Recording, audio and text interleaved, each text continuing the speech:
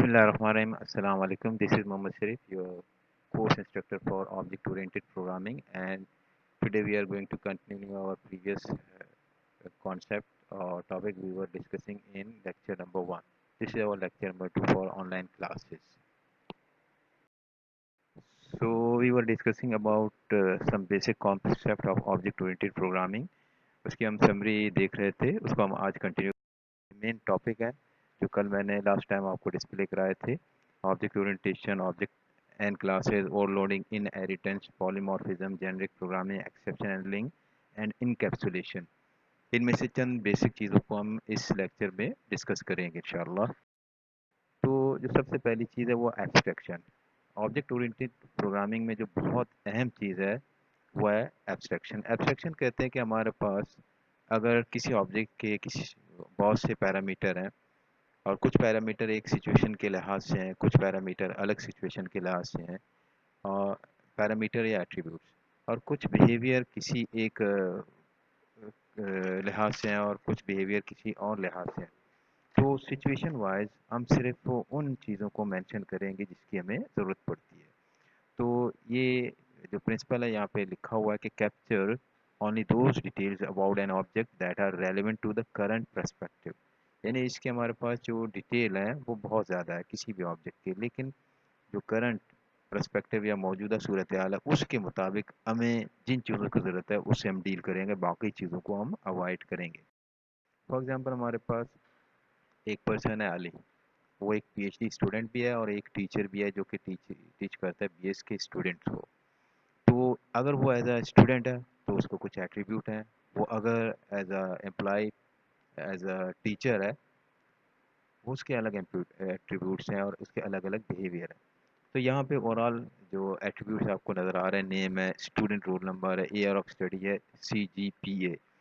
अब ये वो चीज़ें हैं जो इसकी इनमें से, जैसे स्टूडेंट रोल नंबर है, ईयर ऑफ स्टडी है, CGPA है, ये इसकी बतौर स्टूडेंट के एट्रीब्यूट्स हैं। और राइट साइड में आप देखिएगा एम्प्लॉय आईडी लिखा हुआ नज़र आएगा, डेजिग्नेशन, सैलरी, एज, ये वो चीज़ें हैं जो इनकी एज अ टीचर हम इस्तेमाल करेंगे। ज़ाहिर बात है एज अ टीचर वो एक कहीं पे सर्व कर रहा होगा किसी इदारे में, तो उसकी अपनी एक आईडी होगी, उसका एक ओहदा होगा, डेजिग्नेशन होगा, लेक्चरर है, प्रोफेसर है, असिस्टेंट प्रोफेसर, एक्स्ट्रा, और सैलरी होगी, और इसके कुछ एज के लिहाज से भी इंफॉर्मेशन लाजमी है वहाँ के लिहाज से। तो अब हम देखते हैं कि अगर वो एज अ स्टूडेंट है तो क्या हमें एम्प्लॉई आईडी की ज़रूरत पड़ेगी? नहीं। एज ए स्टूडेंट अगर हम बात कर रहे हैं कहीं पे, तो क्या डिजिग्नेशन को डिस्क्राइब करना ज़रूरी है या उनकी सैलरी को? नहीं। हालांकि वो एक सिंगल ऑब्जेक्ट है, सिंगल ऑब्जेक्ट जो कि मल्टीपल जगहों पे इस्तेमाल हो रहा है, तो एट्रीब्यूट्स तो हम तमाम डिफाइन करेंगे, लेकिन जिस सिचुएशन के लिहाज से जिन एट्रीब्यूट की ज़रूरत पड़ेगी उस वक्त उनको हम मेंशन करेंगे, उनको इस्तेमाल करेंगे। अच्छा, अब बिहेवियर के लिहाज से जैसे Ali is as a PhD student and as a teacher for BS students, इसकी बिहेवियर क्या हो सकता है? स्टडी है, स्टडी विल बी कॉमन कि खुद पढ़ना और पढ़ाने के लिए भी पढ़ना पड़ता। गिव एग्ज़ाम, गिव एग्ज़ाम में आप अगर ऐसा टीचर हैं तो आप एग्ज़ाम देते नहीं बल्कि एग्ज़ाम लेते हैं, तो give exam is for student. Play sports mostly that is also for student. Deliver lecture, student does not deliver lecture, ये टीचर का काम है वो लेक्चर डिलीवर करता है। इसका डेवलप एग्ज़ाम ये टीचर का काम है, टेक एग्ज़ाम टीचर का काम है। हाँ, ये हो सकता है कि कुछ चीज़ें कॉमन हो एज अ स्टूडेंट और एज अ एम्प्लॉय या एज अ टीचर। तो ईट वॉक ये दोनों में कॉमन है, लेकिन काफ़ी चीज़ें ऐसी हैं जो स्टूडेंट के लिहाज से ज़रूरी हैं और काफ़ी चीज़ें ऐसी हैं जो टीचर के लिहाज से ज़रूरी है। और यहाँ पे अगर हम देखें तो टीचर के लिहाज से या एम्प्लॉय के लिहाज से स्टूडेंट की इंफॉर्मेशन अगर मेंशन ना करें भी हम बड़ी आसानी से हमारा काम चल जाएगा, और एज ए स्टूडेंट हम देखें तो टीचर की इंफॉर्मेशन हम बड़ी आसानी से अवॉइड कर सकते हैं, नज़रअंदाज कर सकते हैं। तो एट्रीब्यूट्स हैं स्टूडेंट के लिहाज से, कौन कौन से? नेम है, स्टूडेंट रोल नंबर है, ईयर ऑफ स्टडी है, CGPA है। इसके अलावा भी कुछ एट्रीब्यूट्स हो सकते हैं, ठीक है, जो हमने यहाँ तो फॉर एग्जांपल सिर्फ 4 एट्रीब्यूट्स को या वेरिएबल को यहाँ पे डिस्क्राइब किया। ये वो हैं एट्रीब्यूट जो स्टूडेंट के लिहाज से हमें इसकी ज़रूरत पड़ेगी। राइट हैंड साइड में आप देखेंगे employee ID, designation, salary, age, इसकी हमें स्टूडेंट के लिहाज से अगर उसी पर्सन की हम बात करें तो स्टूडेंट के पर्सपेक्टिव के लिहाज से इनकी कोई ज़रूरत नहीं पड़ती। तो बिहेवियर के लिहाज से हम देखेंगे as a student he'll be studying, giving exam and playing sports normally. तो ये वो एक्टिव बिहेवियर है जो स्टूडेंट एज अ स्टूडेंट के लिहाज से उससे रिलेट करते हैं, एज अ टीचर नहीं मोस्टली। तो इसके अलावा टीचर के लिहाज से नाम है, एम्प्लॉय आईडी, डेजिग्नेशन, सैलरी। अच्छा, ये तो आपको इल्म में है, पहले भी बता दिया कि कुछ चीज़ें दोनों में कॉमन हो सकते हैं, हमें तो अपने कॉन्सेप्ट को समझना है। तो बिल्कुल इसी तरह एम्प्लॉय आईडी, डेजिग्नेशन, सैलरी, जब मैं टीचर के क्लास उस ऑब्जेक्ट की बात करूंगा तो सिर्फ यही इन्फॉर्मेशन मुझे चाहिए होगी, एक्स्ट्रा इन्फॉर्मेशन की कोई ज़रूरत नहीं है। तो एब्स्ट्रैक्शन में यही है कि सिचुएशन के लिहाज से किसी भी ऑब्जेक्ट की जो डिज़ायर्ड या रिक्वायर्ड इन्फॉर्मेशन है, चाहे वो एट्रीब्यूट्स हैं या बिहेवियर हैं, उनसे हम डील करें, बाकी एक्स्ट्रा से एक्स्ट्रा डिटेल को अवॉइड करें। This is abstraction. तो टीचर के लिहाज से यहाँ पे लिखा हुआ है कि he will be going to deliver lecture, develop exam and take exam. तो टीचर के लिहाज से हम इन्हीं पैरामीटर को डिस्कस करेंगे। बाकी कॉमन है, ईट वॉक, वो तो सब में कॉमन है, अगर ज़रूरत पड़ेगी तो करेंगे, नहीं पड़ेगी तो उनको हम छोड़ दें। तो एग्जाम्पल है कि एक और एग्जाम्पल है, a cat can be viewed with different perspective. एक बिल्ली है, उसे मुख्तलिफ लोग मुख्तलिफ अंदाज से देखते हैं और उनके देखने के अंदाज से फिर उस जो कैट से रिलेटेड इंफॉर्मेशन है, एट्रीब्यूट्स हैं, बिहेवियर है, वो चेंज हो जाती है। जैसे एक आम आदमी अगर किसी बिल्ली को देखता है तो वो उसके लिहाज से उसकी चार टांगे, एक दो में दो कान हैं, उसके बड़े वो नुकीले और शार्प टीथ हैं। लेकिन जब एक सर्जन उसे देखेगा तो वो उसके इंटरनल स्ट्रक्चर को देखना शुरू करेगा और समझना शुरू करेगा। उसके लिहाज से बिल्ली और दूसरे जानवर में क्या फ़र्क है, उसका स्केलेटन कैसा है, उसके आर्ट के लिहाज से किडनी, स्टमक, तो वो उन चीज़ों पे गौर करेगा। उसके लिहाज से वो एक दुम होना, दो कान होना, ये तो कॉमन है सब में, तो वो कोई ऐसी इंफॉर्मेशन नहीं जिसकी सर्जन को ज़रूरत पड़ेगी। तो सर्जन सिर्फ अपने मकसद के लिहाज से, अपने सिचुएशन के लिहाज से इंफॉर्मेशन को देखेगा, और जो ऑर्डिनरी पर्सन है वो अपने लिहाज से इंफॉर्मेशन को देखेगा, समझेगा और इस्तेमाल करेगा। This is another example of abstract. और कार के लिहाज से ये तो कॉमन हमारे पास प्रैक्टिस है। अगर मैं एज अ ड्राइवर कार को व्यू करूँगा तो वो मुझे ये लगा कि एक कार है, चार पहिए हैं, इसकी चार दरवाजे हैं, स्टीयरिंग है, कुशादगी है, स्पीड है, सिर्फ इन चीज़ों पे मैं गौर करूँगा। लेकिन जब एक इंजीनियर देखेगा जो उससे रिलेटेड है, वो उसके पूरे सिस्टम को देखेगा, उसका हाइड्रोलिक सिस्टम है, मैकेनिकल सिस्टम है, इलेक्ट्रिकल है, इलेक्ट्रॉनिक्स है, और बहुत सी चीज़ें हैं जो एज अ इंजीनियर वो इसकी नॉलेज की उसकी ज़रूरत पड़ेगी अगर वो एज अ इंजीनियर कार को व्यू कर रहा होगा, समझ रहा होगा। ठीक है जी। तो ड्राइवर को इन चीज़ों की कोई ज़रूरत नहीं। जब उन चीज़ों की ज़रूरत नहीं है तो हम उस कार की उस इंफॉर्मेशन को उसे अवेलेबल करते भी नहीं। गैर ज़रूरी इंफॉर्मेशन से कॉम्प्लेक्सिटी बढ़ जाती है। हाँ, ये हो सकता है कि बाद औक़ात एक ड्राइवर इंजीनियर भी हो सकता है या एक इंजीनियर ड्राइवर भी हो सकता है। लेकिन अगर वो इंजीनियर एज़ अ ड्राइवर देखेगा कार को, तो वो सिर्फ़ उन्हीं चीज़ों को देखेगा जो एज़ अ ड्राइवर उससे रिलेट होंगी। और इंजीनियर एक कार को एज़ अ इंजीनियर देखेगा तो वो उन चीज़ों को भी देखेगा जो एज़ अ इंजीनियर उसको ज़रूरत पड़ेगी, उन पैरामीटर, उन एट्रीब्यूट और बिहेवियर को देखेगा। अब एब्स्ट्रैक्शन के एडवांटेजेस तो आपके सामने आ गए कि हम जिस मॉडल की बात करते हैं तो उसके इनरेलेवेंट जो डिटेल है उसको छुपा देते हैं। जब इनरेलेवेंट डिटेल को छुपा देते हैं तो बाकी जो चीज़ें हैं उनको समझना, उससे डील करना बहुत आसान हो जाता है। तो एब्स्ट्रैक्शन का जो मेन एडवांटेज है वो कि ऑब्जेक्ट को समझना और इस्तेमाल करना बहुत आसान हो जाता है। तो abstraction provides the freedom to defer implementation decision by avoiding commitment to details. हमें डिटेल की ज़रूरत नहीं पड़ती है, जो आप इम्प्लीमेंट कर रहे हैं उस इम्प्लीमेंटेशन के लिहाज से सिर्फ जिन डिटेल की आपको ज़रूरत पड़ेगी उससे आप डील करेंगे, अदरवाइज बाकी चीज़ों को आप छोड़ दें। अच्छा, अब ऑब्जेक्ट ओरिएंटेड प्रोग्रामिंग में एक बहुत अहम कॉन्सेप्ट है क्लासेस का, जिसे हम शुरू से आखिर तक डील करेंगे और इसको इस्तेमाल करेंगे। हमारे पास बहुत से मॉडल हैं। अब ये भी हो सकता है कि कुछ ऐसे मॉडल होते हैं कि उनके जो ऑब्जेक्ट बनते हैं उस ऑब्जेक्ट के कुछ मैचिंग कैरेक्टरिस्टिक होते हैं। फॉर एग्जांपल, एक बंदा अगर स्टूडेंट है, वो एक टीचर है, अगर वो एक खिलाड़ी है, अगर देखा जाए तो स्टूडेंट, खिलाड़ी और टीचर, इन सब में नाम कॉमन है। ठीक है जी। इन सब में नाम कॉमन है, इन सब में एज कॉमन है, इन सब में खाना पीना और बहुत सी चीज़ें ऐसी होती हैं जो कॉमन होती हैं। तो हम कह सकते हैं कि ये एक क्लास जिसमें खाना पीना, एज और चंद चीज़ें ऐसी जो हम कॉमन कहते हैं उसमें हम डिफाइन करते हैं, और ये ऑब्जेक्ट उसी क्लास से ड्राइव की हुई है। तो in an object-oriented model, some of the objects display matching characteristic, information structure and behavior. We say that they belong to the same class. अब इसकी एग्जांपल देखते हैं, इंशाल्लाह ये चीज़ और क्लियर हो जाएगी आपको। एग्जांपल ये कि अली स्टडीज मैथमेटिक्स, वो एक स्टूडेंट है। अनम स्टडीज फिजिक्स, वो भी एक स्टूडेंट है। सोहेल स्टडीज केमिस्ट्री, वो भी एक स्टूडेंट है। तो अली, अनम, सोहेल, इनमें एक कॉमन चीज़ ये है कि वो सब स्टूडेंट है। अच्छा, एक कॉमन और भी चीज़ हो सकती है कि वो साइंस के स्टूडेंट हैं। एक कॉमन चीज़ और भी हो सकती है कि वो एक पर्टिकुलर कॉलेज के स्टूडेंट है। ठीक है, लेकिन आपस में वो अलग अलग है, वो अलग अलग ऑब्जेक्ट है, लेकिन कुछ चीज़ें उनमें कॉमन है। तो हम कहते हैं कि हमारे पास अली, अनम और सोहेल, ये सब स्टूडेंट क्लास के इंस्टांसेस हैं। किस क्लास के इंस्टांसेस हैं? स्टूडेंट क्लास के इंस्टांसेस है। तो हम एक स्टूडेंट क्लास बनाते हैं।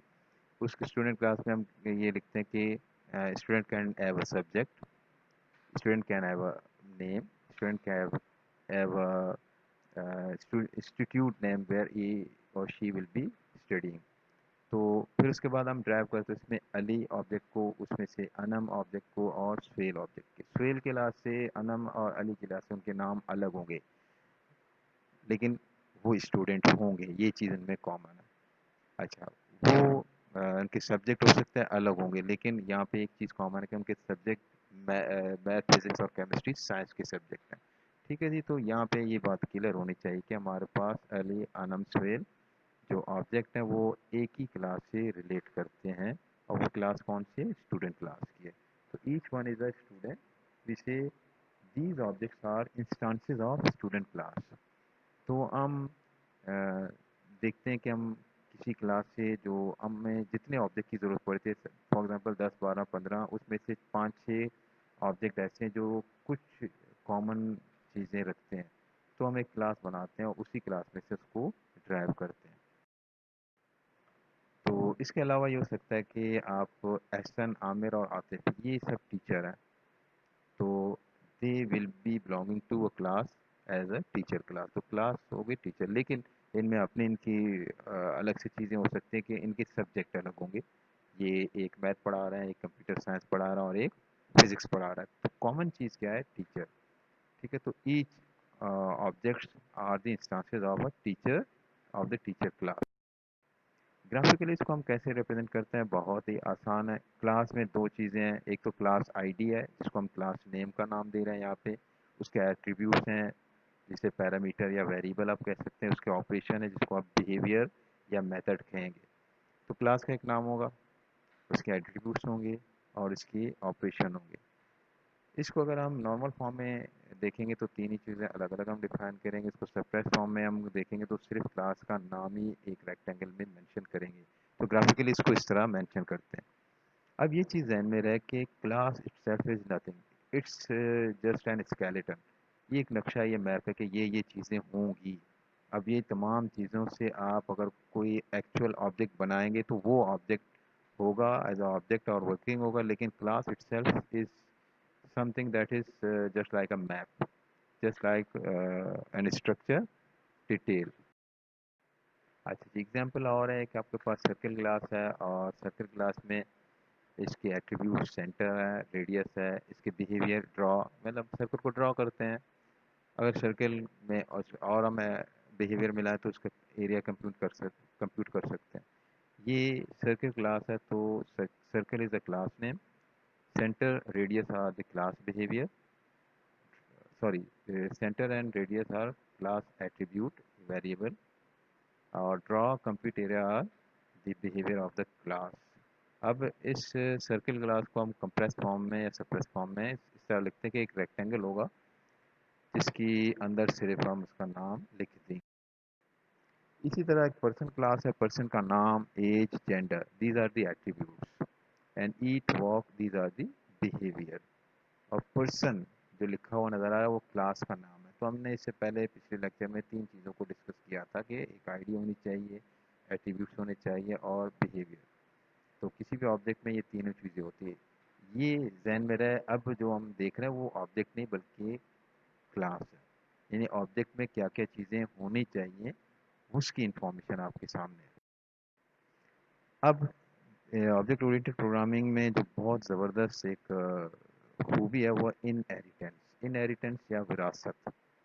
हमें पता है कि वालिदैन में जैसे दादा परदादा, नाना परनाना या नानी परनानी, दादी वगैरह में जो चीज़ें होती हैं, जो खूबियाँ होती हैं, बोलने का अंदाज़ है, कद काट है, रंग शक्ल है और कुछ आदत है, वो चीज़ें उनके बच्चों में, उनकी पोते पोतियों वगैरह में ये चीज़ें नज़र आती हैं। चेहरे के लिहाज से, बोलने के लिहाज से, आवाज़ के लिहाज से बहुत सी चीज़ें ऐसी होती हैं जो कॉमन चली आती हैं।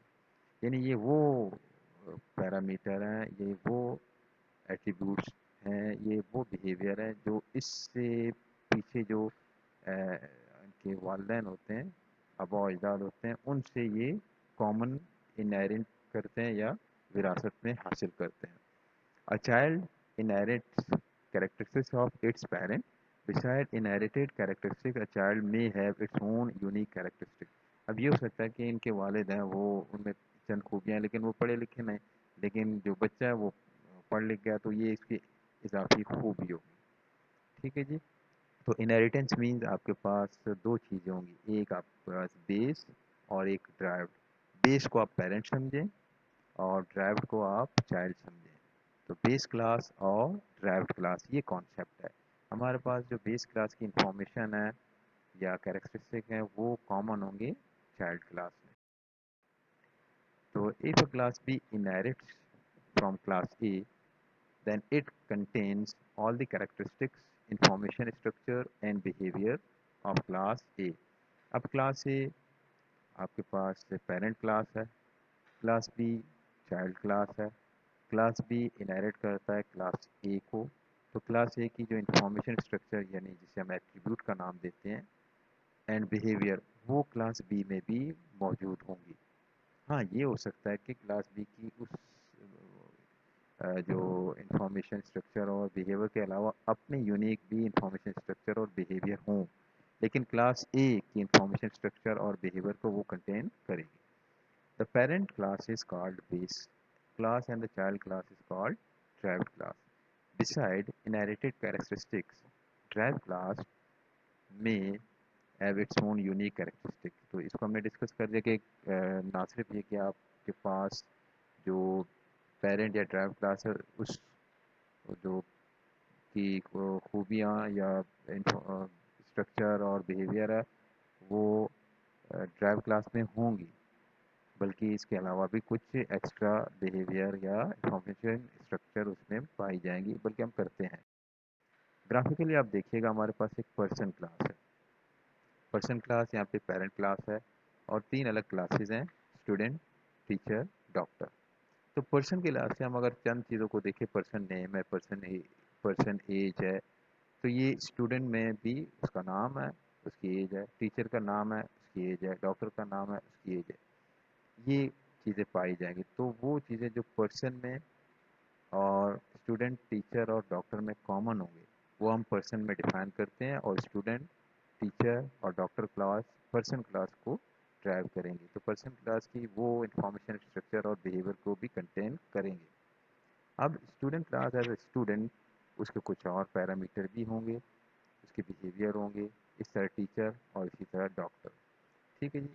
तो ये आपस में एक्स्ट्रा अपनी क्वालिटीज़ या एक्स्ट्रा पैरामीटर के साथ पर्सन क्लास को ड्राइव करेंगे।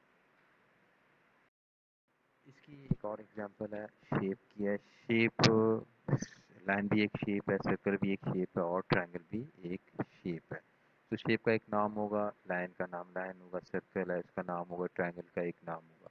शेप को हम ड्रॉ कर सकते हैं, शेप को हम डिलीट कर सकते हैं, तो लाइन को हम ड्रॉ कर सकते हैं, लाइन को डिलीट कर सकते हैं। इसी तरह से सर्कल को हम ड्रॉ कर सकते हैं, डिलीट कर सकते हैं, ट्रायंगल को ड्रॉ कर सकते हैं, डिलीट कर सकते हैं। तो एट्रीब्यूट वाइज और फंक्शन वाइज ये चीज़ें इनमें कॉमन है। अच्छा, अब लाइन अगर हम ड्रॉ करेंगे तो लाइन के ड्रॉ करने का एक अलग अंदाज होगा, सर्कल करेंगे सर्कल के ड्रॉ करने का अलग अंदाज होगा। लाइन को इस वक्त हम स्ट्रेट लाइन समझ रहे हैं, तो स्ट्रेट लाइन के लिए हमें दो पॉइंट्स की जरूरत पड़ेगी, सर्कल को ड्रॉ करने के लिए हमें सेंटर और रेडियस की जरूरत पड़ेगी, ट्राइंगल है इसको ड्रॉ करने के लिए हमें तीन अलग अलग पॉइंट्स की ज़रूरत पड़ेगी।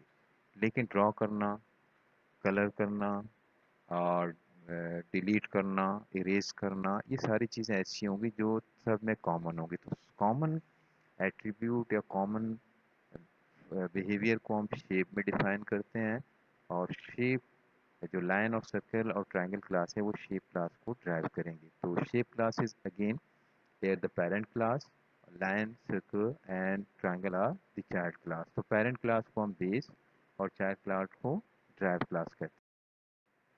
अब इस inheritance को लफ्ज़ों में हम is a या is a kind of, इस अंदाज से हम कहते हैं क्या कि जब हम बातचीत में या टेक्निकली बात करें कि A is a class is a class B या A class is kind of class B।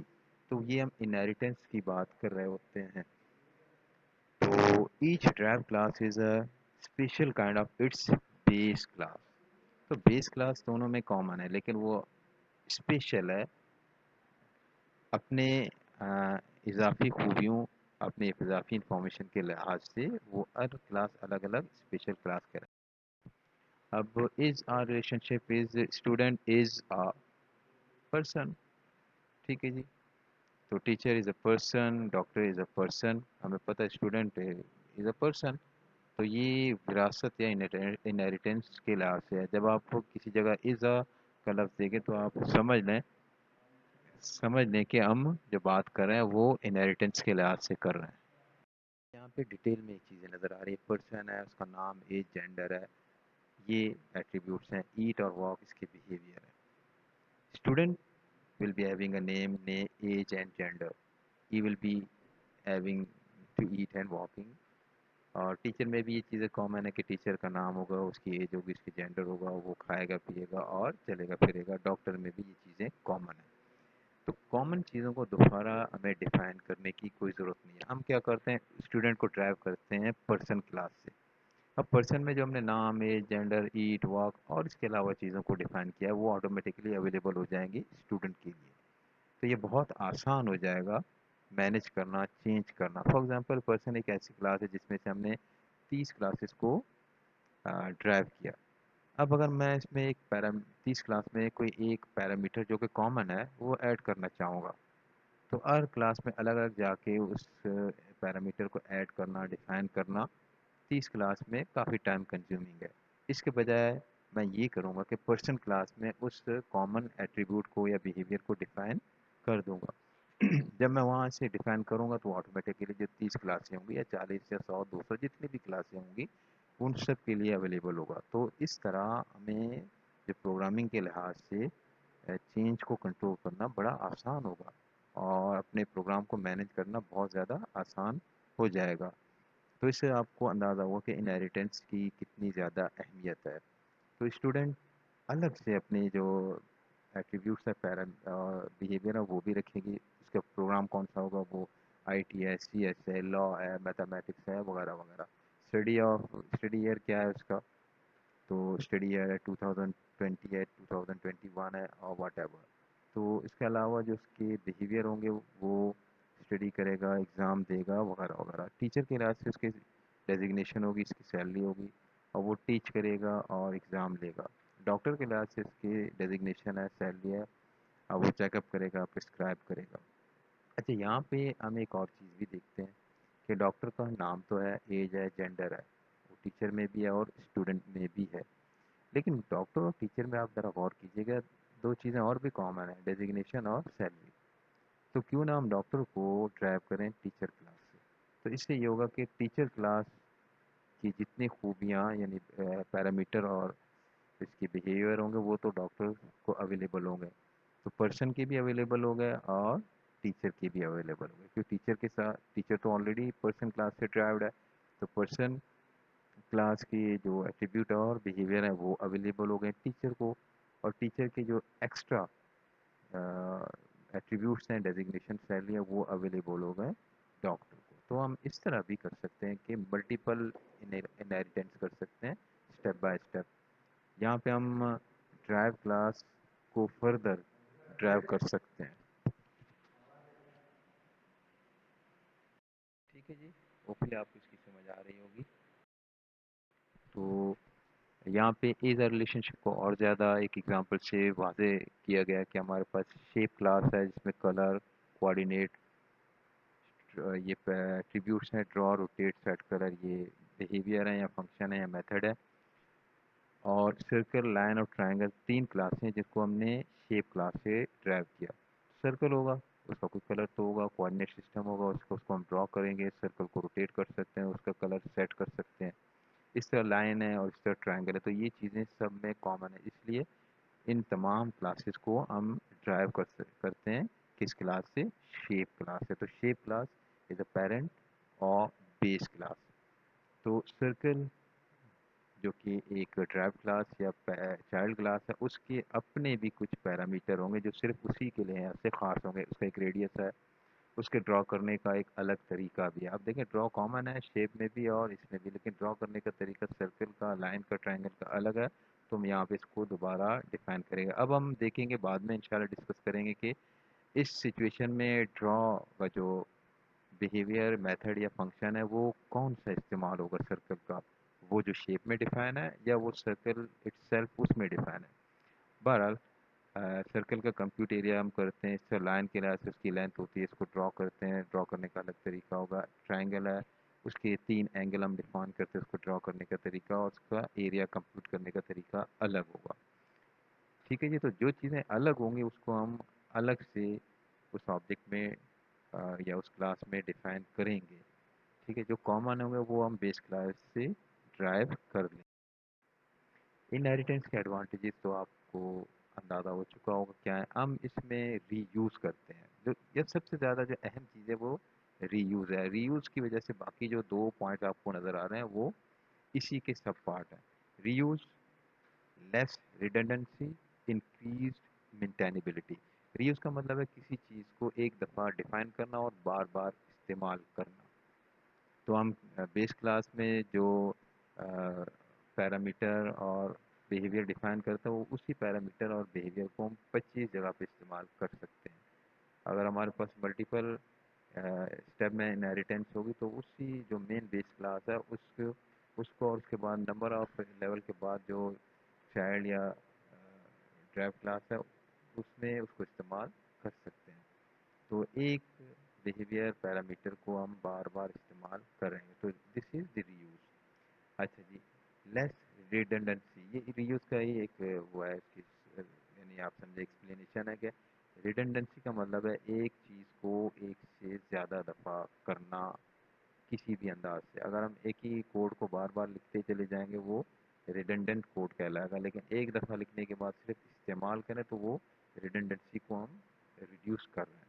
तो रिडंडेंसी रिड्यूस में हम हमारे जो एक्सपीरियंस में इजाफा हो जाता है और मेमोरी जो हम इस्तेमाल करेंगे वो कम इस्तेमाल करेंगे। इंक्रीज्ड मेंटेनेबिलिटी, अभी थोड़ी देर पहले मैंने चंद स्लाइड पहले आपसे कहा कि अगर हम बेस क्लास में जिसमें से हमने फॉर एग्जांपल 100 क्लासेस को ड्राइव किया और तमाम 100 क्लासेस में एक कॉमन पैरामीटर ऐड करना चाह रहे हैं या उसमें से रिमूव करना चाहते हैं या बिहेवियर ऐड कर रहे हैं या रिमूव कर रहे हैं जो कि कॉमन है सब में, तो हम करेंगे क्या, सिर्फ बेस क्लास में जाके उस कॉमन पैरामीटर को चेंज करेंगे जिस क्लास से हम चाहेंगे।